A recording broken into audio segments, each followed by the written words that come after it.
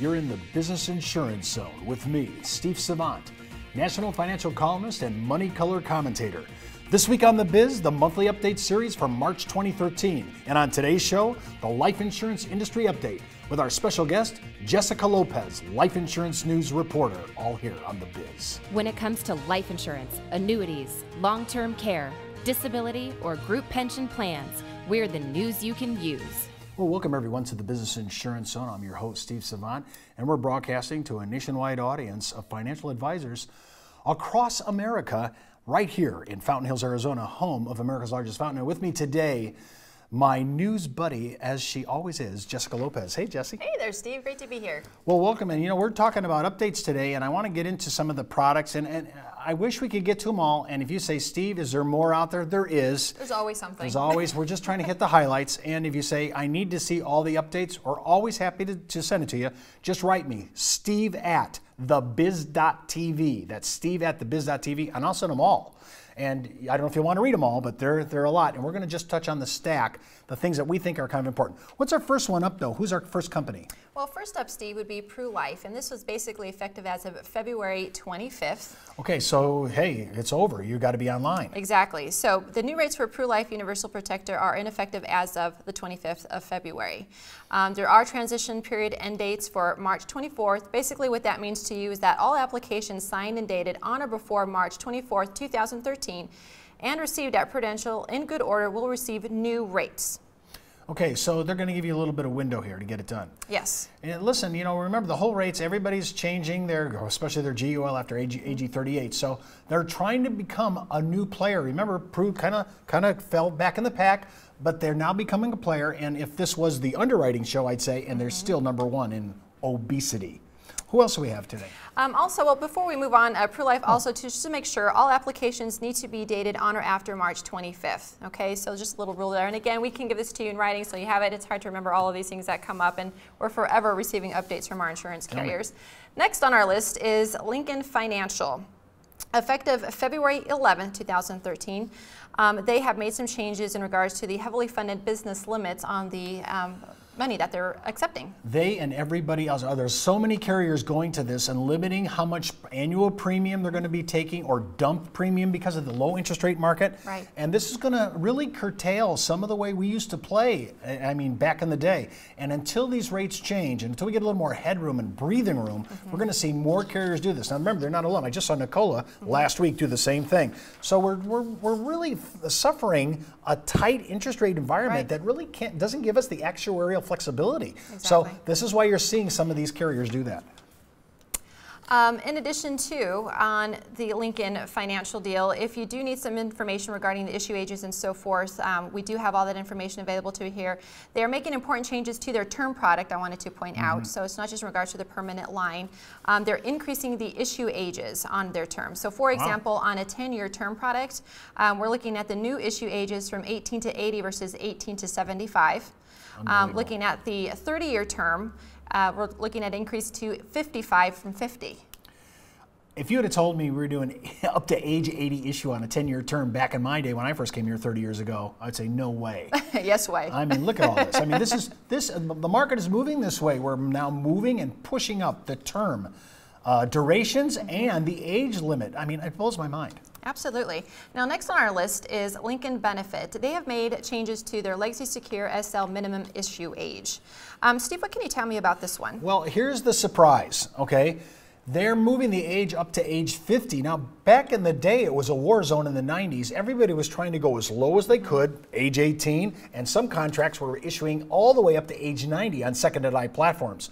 Some carriers have elected to push up the issue age all the way up, and in this case, Lincoln Benefit, to age 50. So they've really, I guess I get two things here, is if you're going to get remarried, that girl better be age 50. Okay. But I mean, they're moving up age groups here to try to confine second to die to true planning. I guess they're not going to let us do intergenerational income scenarios anymore. But remember, they're not the only ones that are looking at new ages for second to die. And as this starts to evolve, we'll let you know about that as well. That's fantastic. Interesting. That's definitely news. And again, with those deadlines, they were up in February. But if you have a situation, definitely give us a call and we can take a look at that for you. The next on our list would be MetLife. Their guaranteed level term GLT product updates are effective, or were effective, as of February 23rd. Yeah, I want to talk about this because we're going to be doing our March Madness special. Yes. We're going to be rolling out all the term platforms. 5, 10, 15, 20, 25, 30, yes, and 40. We're going to put it all on the plate and see who the players are. Metropolitan is a big company, huge retention, really, really good underwriting at the upper levels of death benefit. When we look at what they're doing, they're reconfiguring they want to stay in the market. And when I see a big company like Met wanting to stay in the market and be a player in term, I mean, you need to wake up to this, because to me, sometimes I need a big name to close a case. And just a little side note to that, we had a case where actually there was another carrier that actually beat this carrier, but they didn't have a name. Nobody had heard of them. Now, we have heard of them. Jesse, you and I are in there all the time. Right. But most of the public sometimes feels uncomfortable not having a brand name. And Metropolitan, I mean, Snoopy. I mean, the blimp. Right. It doesn't get bigger than that. No, it and of doesn't. course, they're the biggest carrier, and I hope they give me a little pocket change for this commercial. Absolutely. So we're looking at basic ideas with Metropolitan that I think you're going to see in the term market. Fantastic. Next on our list is going to be American General. American General, as you were describing to me prior to the show, Steve, they're doing a lot of things to try to better position themselves in the marketplace here, and I thought that was quite interesting. Well, they're done paying the taxpayers off. Way to go exciting. for that. It was the biggest comeback by any carrier ever. I mean, think about the history that we've been looking at. More importantly, though, they're dropping their rates. They want to become a major league player. See, they've already been in the game, no doubt about it. These guys are a top 10 player, but now they want to be a major player. And when I see AG and other companies like them modifying their numbers, especially after AG 38, I have to applaud. I think that's a really good thing. Absolutely. So when I think about it, those are the kind of carriers that I'm looking for, people who are changing. When we come back from the break, we're going to continue our monthly life insurance update for March 2013 with Jessica Lopez.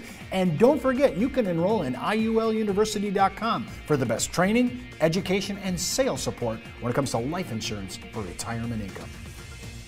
You're listening to the insurance industry's #1 resource for products, planning ideas, carrier information, and interviews you can use.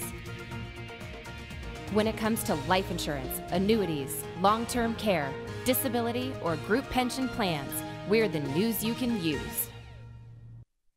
Did you know the average 401k runs out of money just 7 to 8 years into retirement? Time Magazine, the Wall Street Journal, and many other publications have warned of the difficulty of saving with a 401k. But what if there was a way to create tax-free lifetime retirement income with no stock market risk? Good news, there is. You know, living in fear of the next market dive is not the way I want to live my life. Why would I go out there and take on risk when I don't need to? I have a lot less stress knowing I can't lose any more of my retirement savings in the stock market. Call now to receive your free, no-obligation analysis of what this retirement vehicle could do for you, a comparison to your current retirement plan, and a free video that explains this exciting opportunity. Start planning a retirement you can enjoy instead of worrying about future tax increases and stock market losses. Creating income that will last your entire life is the most important thing you'll ever do. Take control of your future. Call now for your free analysis, comparison, and video. Well, welcome back to the Business Insurance Zone. I'm Steve Savant with Jessica Lopez. And don't forget, you can request today's material, all the updates we're talking about. Just write me, steve@thebiz.tv. And just a heads up, before moving forward with any of the ideas we ever talk about at the show, especially when it comes to taxation and things like that, always check in with your tax advisor or legal counsel, and if you're FINRA licensed, your broker-dealer compliance department. Now, we're talking and featuring in our life update some of the updates that we talked about in our carrier, but Jessica saw a blog that I wrote out there, and as you know, I'm a major blogger and article writer and tweeter. You're a major blogger and tweeter. Oh, yes, I am. And I've been impressed with the stuff that you've been putting out there, well, Steve. I appreciate that, and I just want you to know that right now I've been on Twitter now for 18 months, and I have almost 4,500 tweets. Wow. I mean, that's a lot of tweeting going on. A lot of tweeting going on. No kidding. And but one in particular caught my eye. Which one was it? it? And it was actually the blog that you had written in regards to how you can keep more money safe for retirement. Oh, yeah. And within this blog, you had basically indicated how it's not just how much money that you make, it's how much money you keep. Correct. Very wise words. And keeping more money basically means keeping it safe. And how can you keep it safe? Right, think about it. Remember, the geriatric community, the senior market, is into keeping money safe and how much can I keep? Those two issues. Talk about, I remember I talked about 3 or 4 things. Exactly. You basically indicated that there are 3 or 4 pickpocket factors that can reduce your retirement income. First being the retirement plan expenses. All right, after 408B2 was introduced into the 401k market, why? Because we wanted to disclose to the client all expenses all in. And by the way, that unfortunately did not include the statement of additional information. Now, when I put that in there for all in, your 401k administration fees, the annual compliance fees, plus the RIA, whatever he's charging, plus whatever the expense loads on the contract for the mutual fund is, and on top of that, their statement of additional information, which could be their trades and so forth. When you put that all in, that has to be disclosed now. You have to see it all. Now, when I take that up against what we're doing in suppressed TAMRA compliant death benefits for IUL, we're a player, we're very close. Those first 8 years, we're a little bit more expensive, but most people that are holding their contracts are holding it 15, 20, 30 years. And once we cross over that demarcation line of about 8.5 to 9 years, our expense loads drop because of the management that we do in our expenses. So the first thing is expenses. Absolutely, and you know what, that's what makes it, hello, we're saving for retirement here. Right. The whole goal is to keep your money put away, you know, save for retirement. So it's crucial for consumers to take a look at the fees that are involved to begin with, and That's in right. the long run. So, and we disclose that all. You think of every illustration, anything in Universal Lifeland, you can order that report attached to the proposal. So there's no excuse not to know it, and we know exactly what those costs are. complete transparency, that's beautiful. Now the other thing that you mentioned on here is ordinary income taxes. Well, the problem I keep running into, and of course, as so many of you know, we have an actual consumer show called One for the Money.